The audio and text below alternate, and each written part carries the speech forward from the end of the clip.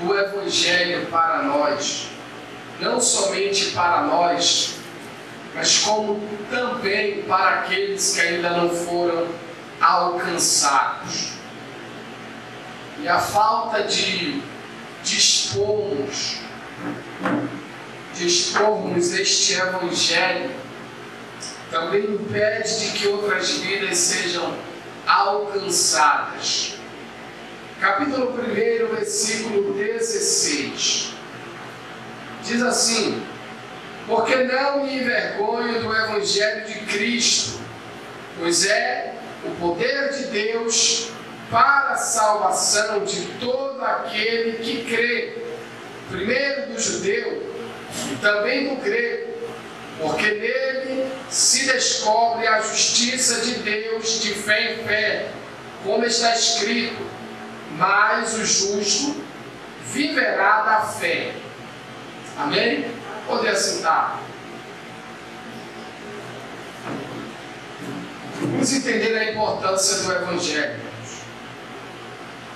Eu não vou me arriscar a perguntar o que significa o Evangelho, até por conta de que vocês são novos na fé, pode não ter uma compreensão maior a respeito do que é o Evangelho. O Evangelho para muitos tem se tornado um meio de ganho, de lucro, mas o Evangelho genuíno do Deus bendito não é uma ferramenta para lucrarmos, para crescermos financeiramente, como muitos estão propagando. O Evangelho do Deus bendito vai muito mais além do que bens materiais. O Evangelho, como o apóstolo Paulo ele disse, é o poder de Deus para a salvação. O Evangelho tem o poder, a capacidade de salvar pecadores. Essa é a ideia que Paulo transmite aos irmãos de Roma, aos irmãos recém-convertidos que estavam em Roma. Paulo é o escritor desta carta, uma das cartas onde se encontra uma profundidade imensa das doutrinas da graça. O apóstolo Paulo escreveu esta carta aos irmãos em Roma com o intuito de preparar o seu caminho até eles. Paulo, e é preciso que você grave isso, Paulo, ele não tinha ido em Roma, ele não conhecia os irmãos ou a igreja, a congregação que estava em Roma. Paulo não fundou a igreja em Roma, até porque ele não foi para lá. Mas Paulo tinha um desejo de ir em Roma, conhecer os irmãos, desfrutar de bênçãos espirituais juntamente com os irmãos. Se você ler o capítulo 1, os primeiros versículos, você vai entender a intenção de Paulo em querer ir a Roma. Só que todas as vezes que Paulo tensionava ir a Roma, ele era impedido. A porta não se abria para ele. Era um desejo que Paulo tinha no seu coração de desfrutar de algum dom espiritual e comunicar algum dom espiritual para os irmãos em Roma, mas a porta não se abria. Então o apóstolo Paulo, ele escreve esta carta aos romanos, que, sem sombra de dúvida, é uma das cartas mais importantes. Todas as cartas têm a sua importância, mas, segundo os teólogos, eles dizem que esta é a carta mais importante do apóstolo Paulo, porque o centro desta carta é a justificação pela fé no Filho de Deus. Se você se deleitar nesta carta, você entenderá por que é que Paulo fala muito a respeito respeito de fé, de justificação. O centro desta carta é a justificação pela fé, o justo vivendo da fé, o justo que foi justificado por meio da fé no Filho de Deus, a saber, Jesus Cristo. Ela é uma carta, sem sombra de dúvida, teológica, uma carta extraordinária que o apóstolo Paulo escreve, uma carta que contém uma profundidade imensa a respeito das doutrinas fundamentais da fé cristã. E todo cristão deveria ler e se deleitar em ler a carta aos Romanos e buscar compreender o que foi que Cristo ele fez na cruz do Calvário, do que Cristo ele nos salvou. Há pessoas que imaginam que Cristo veio lhes salvar de uma vida de derrota financeiramente. Outros imaginam que Cristo veio lhes salvar das enfermidades que tanto atinge a humanidade. Outros imaginam que Cristo veio lhes salvar dos perigos que nos cercam neste mundo. Não! Tudo isso é bom para o ser humano, mas o que Cristo veio fazer foi nos salvar da ira do Deus Todo-Poderoso, que um dia será derramada sobre os ímpios, e estes perecerão. A Bíblia diz que aqueles que creem no Filho têm a vida, porém aqueles que não creem no Filho, estes estão debaixo da ira de Deus, permanecem debaixo da ira do Todo-Poderoso. Cristo veio nos salvar. E nos salvar de quê? Cristo veio nos salvar da ira de Deus. Deus, ele estava irado com a humanidade por conta do pecado. E a ira de Deus é contra o pecado. Mas quando Cristo veio, aplacou a ira de Deus e nos transportou das trevas para a sua maravilhosa luz, nos tornando pessoas aceitáveis diante de Deus, mediante a fé nele. Quando Deus olha para a terra hoje, que Deus vê os filhos dele, aqueles que foram escolhidos por ele, aqueles que foram justificados mediante a fé em Jesus, ele não os vê como seus inimigos, ele os vê como pessoas da sua família, a quem ele adotou como povo seu. E vale lembrar aos irmãos que a igreja não sofre condenação. Apesar de que muitos hoje tentam condenar a igreja não sofre condenação. A igreja passa pelos seus momentos, ela é disciplinada, ela é corrigida, mas condenada ela não é, porque ela já passou da morte para a vida. Isto foi dito pelo próprio Senhor. Já passamos da morte para a vida. A igreja de Jesus, ela não pode jamais ser condenada, porque ela já foi justificada pelo próprio Senhor Jesus. Embora existam alguns cristãos que se comportam como se não fosse igreja de Jesus, contudo a igreja invisível, ela já se encontra preparada, pronta, esperando a vinda do Senhor Jesus. Então, se você ler a carta aos Romanos, você poderá encontrar essas pepitas de ouro que o apóstolo Paulo se dedicou tanto para fornecer aos irmãos ali em Roma, e que veio até nós e que serve para nós também.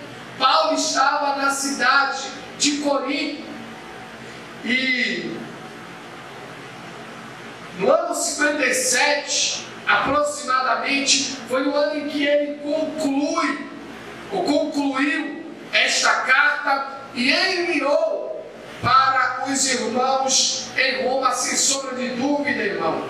E eu não tenho dúvida disso, que os irmãos ali, quando receberam esta carta, se alegraram grandemente por ter em mãos algo tão precioso, que é a palavra de Deus, e de ver a dedicação do apóstolo Paulo em querer aconselhar, em querer motivar os irmãos ali a continuar perseverando, em querer ver os irmãos crescendo na graça e no conhecimento.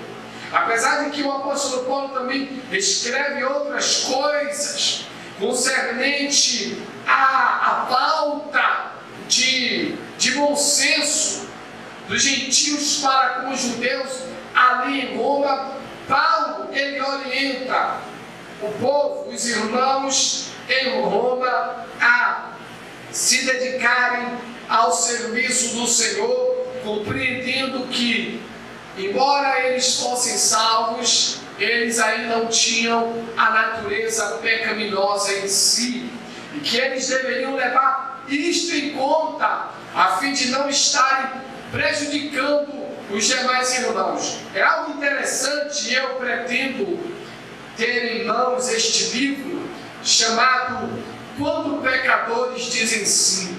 Eu acredito que todos os cristãos deveriam ler este livro, que nos abre o entendimento para compreendermos um pouco mais a respeito da depravação total, da depravação da raça humana.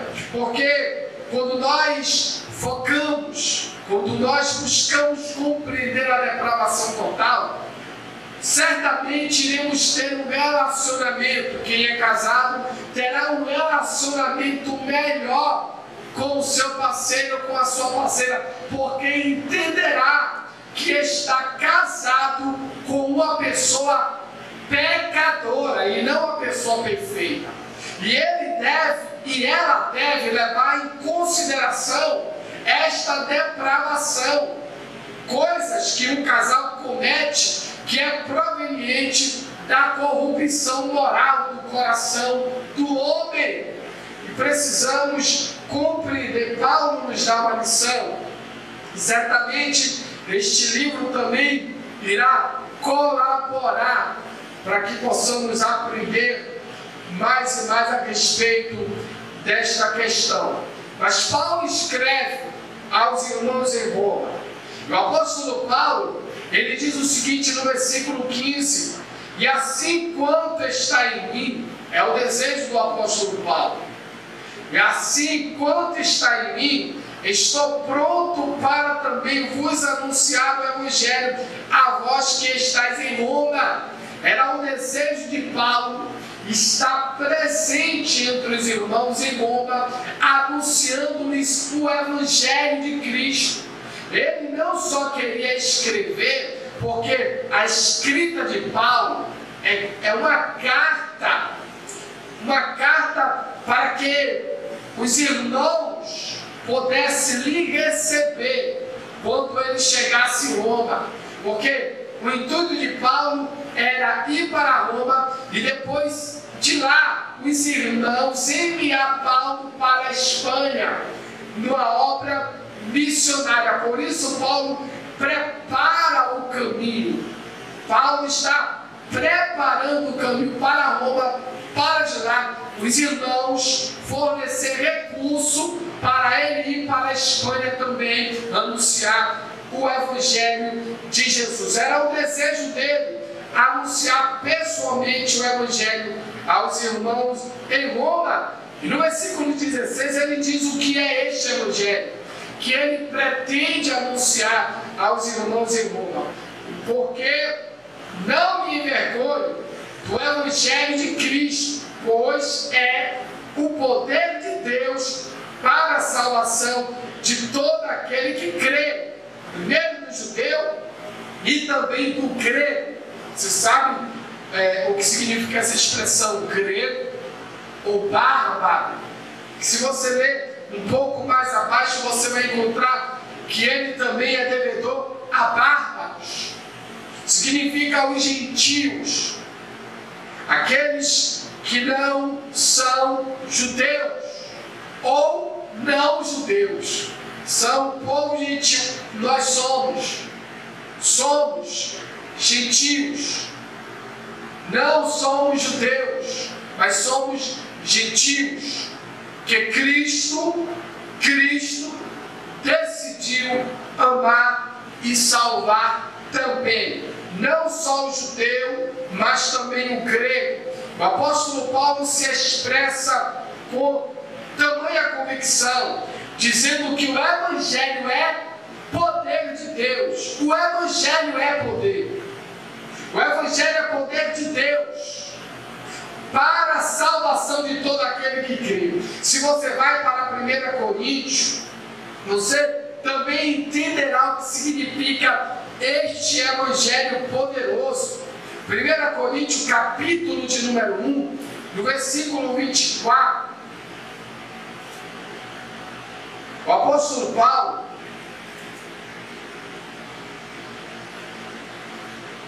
ele diz o seguinte: mas para os que são chamados, tanto judeus como gregos, lhes pregamos a Cristo.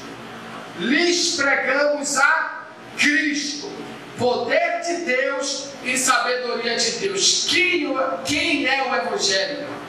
O Evangelho é o próprio Cristo. O Evangelho não é somente uma boa notícia anunciada aos outros, mas é o próprio Cristo, o Verbo que se fez carne e habitou entre os homens. Cristo, Ele é o Evangelho, Ele é o poder de Deus e sabedoria de Deus. E do que é que o homem precisa? O homem precisa do Evangelho. O que é que nós precisamos? Precisamos do Evangelho. Não precisamos de uma mensagem barata. Precisamos do Evangelho. Não precisamos de uma mensagem enfeitada. Não. Precisamos do Evangelho, porque somente o Evangelho, que é o próprio Cristo, tem o poder de salvar o mais vil pecador. É a mensagem do reino, é a mensagem que liberta, é o Evangelho poderoso de Jesus que penetra o coração do homem, transformando o homem em uma nova criatura e fazendo dele um filho de Deus, justificado mediante a fé. Por isso precisamos do Evangelho e estamos vivendo uma escassez do verdadeiro Evangelho, porque o que se prega hoje em muitos lugares não é o Evangelho do Deus bendito, é aquilo que Paulo disse, é o outro Evangelho, é o Evangelho deturpado, é o Evangelho mentiroso, é o Evangelho que não anuncia o pecado da humanidade, é o Evangelho que nos expõe às claras o pecado e a podridão que há no coração do homem, fazendo dele uma nova criatura. Porque antes de acontecer uma mudança no ser humano, primeiro o ser humano deve reconhecer a sua pecaminosidade. Porque quando Cristo vem, Cristo, que é o Evangelho, vem, Ele não vem somente anunciando o que é bom, mas Ele vem também denunciando os pecados da humanidade, os pecados dos indivíduos, fazendo com que eles caiam de joelhos, desesperados por perdão, e aí então é derramado sobre ele a boa notícia. Cristo veio salvar. Cristo veio salvar. Por quê? Porque se nós anunciamos somente que Cristo veio salvar, a mensagem não estará completa. Por quê? Porque primeiro é necessário expor o que o homem é, o que ele se tornou, o que o homem está praticando, para depois falar para ele do que é que ele está sendo salvo. Mas hoje há uma mensagem sendo pregada que não é o Evangelho de Cristo. É uma mensagem que faz cócegas nos ouvidos, mas não atinge a alma. É uma mensagem que põe um sorriso na face de uma pessoa, mas não transforma o caráter dela. É uma mensagem que faz pular de alegria por um momento, mas não transforma e dá prazer para a vida eterna ao homem. É um evangelho totalmente diferente daquele que Cristo nos convidou a anunciar e daquele que o próprio apóstolo Paulo anunciou a quem lhe dá ouvido.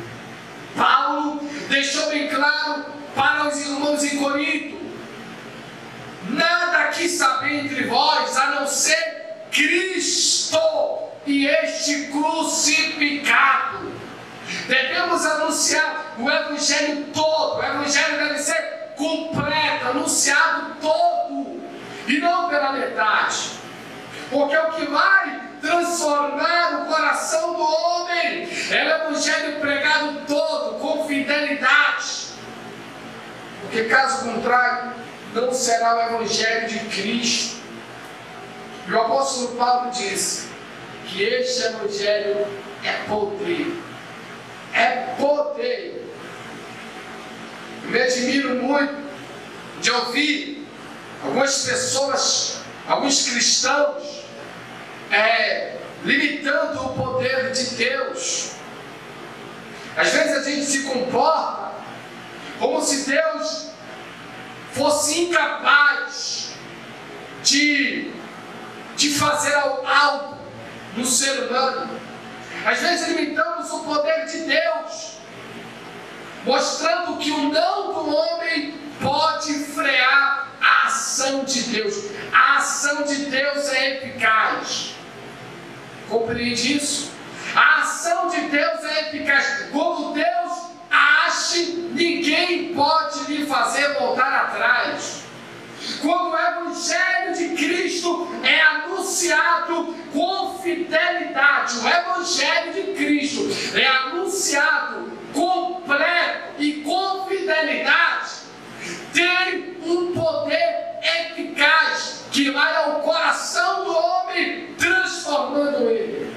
Se isso não acontece, de duas uma: não era o momento ou nós não estamos anunciando o verdadeiro evangelho. Porque quando Deus age com poder, ninguém o faz voltar atrás. A ação de Deus é eficaz, cumpre o seu propósito. O evangelho de Jesus Cristo, ele é como a chuva que cai sobre a terra, regando a terra e não volta para lá vazia. Não! Antes cumpre o seu propósito, rega a terra e faz brotar as sementes. Assim a palavra, o evangelho, o próprio Cristo, quando ele vem, ele cumpre o seu propósito. Isso é chamado de uma ação eficaz. Eu estava comentando com um colega ontem, falando para ele a respeito da ação do Espírito Santo. A Bíblia não coloca a ação do Espírito Santo como uma tentativa de convencer o homem. A Bíblia coloca e faz essa afirmação, que o Espírito, quando vier, convencerá. Isso é uma afirmativa. Ele não tentará convencer, ele convencerá o homem do pecado, da justiça e do juízo. Ele não tentará. Então, quando o Evangelho vem no poder do Espírito Santo, ele não vai tentar convencer alguém, ele convence aquele alguém. porque a ação dele é eficaz. O apóstolo Paulo queria mostrar para os romanos que o Evangelho é poder, que o Evangelho é poderoso para salvar os pecadores. É um Evangelho poderoso para libertar o mais vil pecador.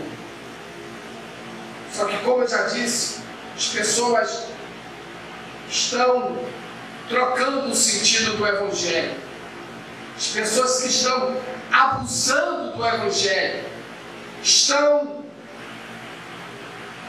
destruindo, em certo sentido, a mensagem do Evangelho.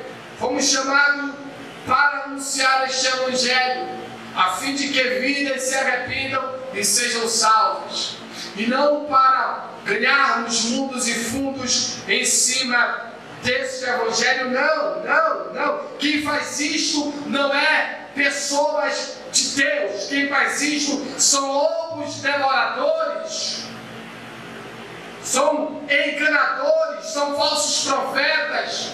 Quem usa esta palavra, quem usa o Evangelho do Deus bendito para lucrar, para ficar famoso, para ter boa casa, para usufruir dos bens alheios, não é de Deus, é falso profeta, é enganador, porque o Evangelho não é poder para enriquecer ninguém, o Evangelho é poder para salvar, e é isso que devemos entender. E é disso que a humanidade precisa. A humanidade precisa do Evangelho, do Deus bendito, que é o próprio Cristo, nosso Senhor. O mundo precisa do Evangelho. Porque o mundo precisa do Evangelho? Porque é por meio dele que eles serão salvos. É por meio deste Evangelho que eles terão conhecimento de si mesmo, terão conhecimento da sua pecaminosidade e se arrependerão de joelhos diante de Cristo, confessando a Ele como seu Salvador. Mas por que isso não acontece? Porque nós não estamos pregando o verdadeiro Evangelho. Porque isso não tem acontecido com mais frequência. Porque temos mudado a mensagem a fim de torná-la mais aceitável ao público. Só que a Bíblia nos ensina que Deus nos chamou para anunciar uma mensagem dada pelo próprio Cristo. Ele não nos chamou para enfeitarmos a sua mensagem, para torná-la mais acessível ou mais aceitável ao público, não. Nós não estamos aqui, irmão, para enfeitar e embelezar essa mensagem para que o pecador a receba, para que ela se torne mais atraente e o pecador a receba, não. Estamos aqui para transmitir o Evangelho como ele é. E o Evangelho confronta o pecador. O Evangelho expõe o pecado do pecador. O Evangelho é como um bisturi em uma ferida. É como um bisturi de um cirurgião em um tumor. O Evangelho vem abrindo a carne e expondo para fora o tumor, a fim de sarar este pecador e torná-lo salvo para a glória de Deus. Só que nos preocupamos tanto em querer embelezar, a fim de não machucar a A nem a B. Embelezamos tanto este Evangelho que ele perde o seu brilho. Maquiamos tanto o Evangelho de Cristo que ele perde o seu brilho. Não fomos chamados para isso. Fomos chamados para anunciar o Evangelho como ele é.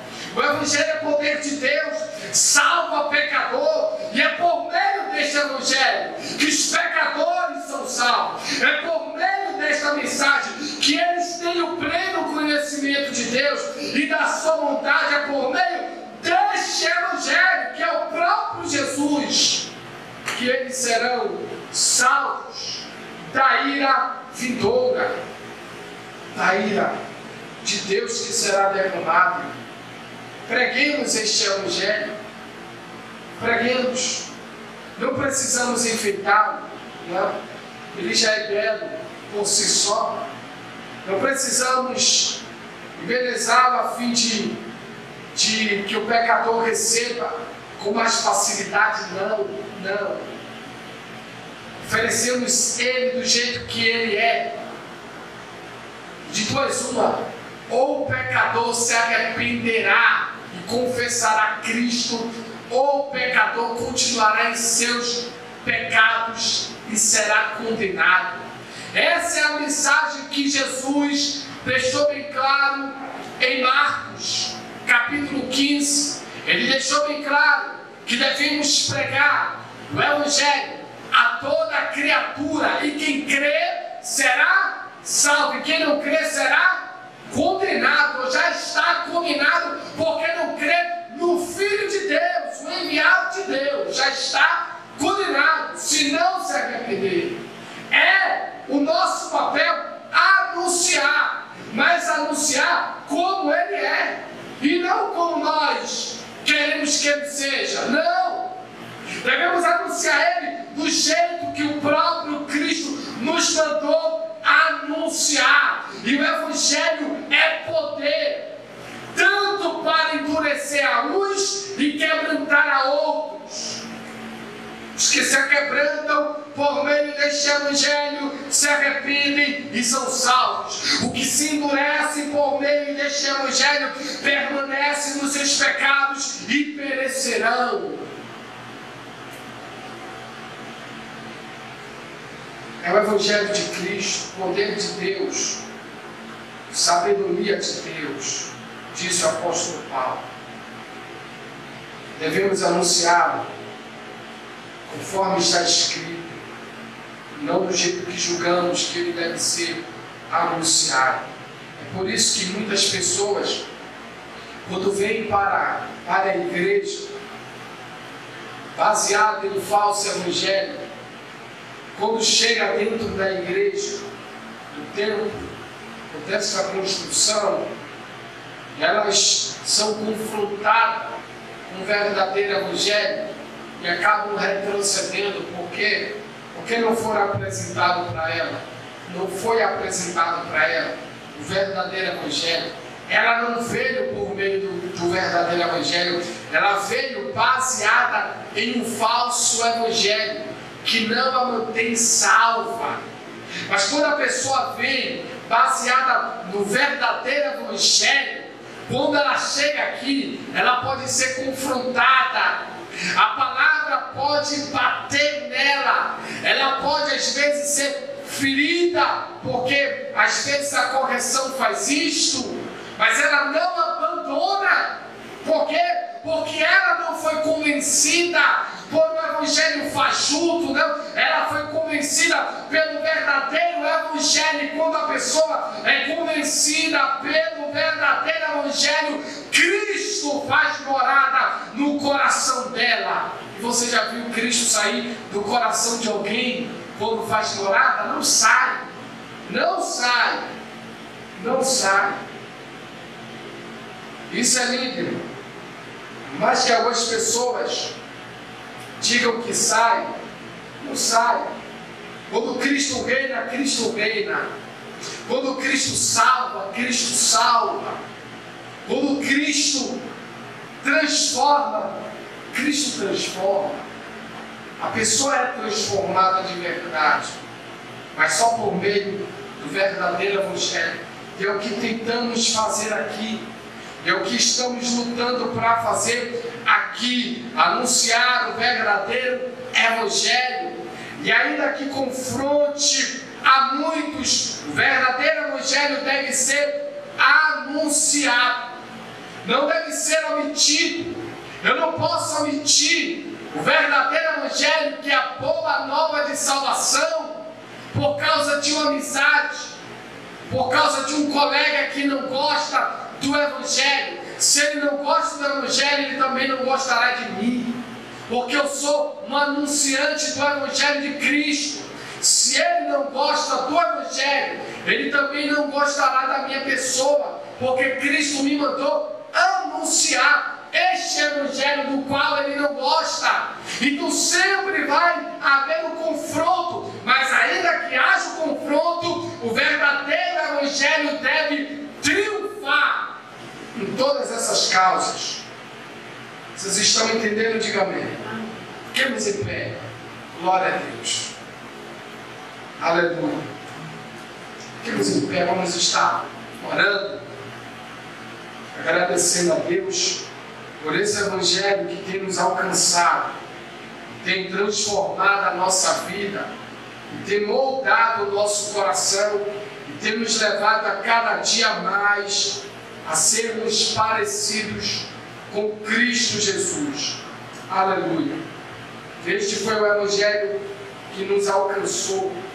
Não viemos a Cristo por um evangelho fajuto, um evangelho enganador. Viemos por meio do verdadeiro evangelho que mudou o nosso coração, nos fez nos rendermos a Cristo e servir a Ele em amor, e não baseado em interesses egoístas. Não, foi por amor.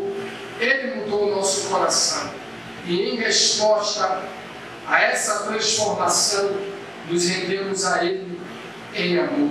Amém?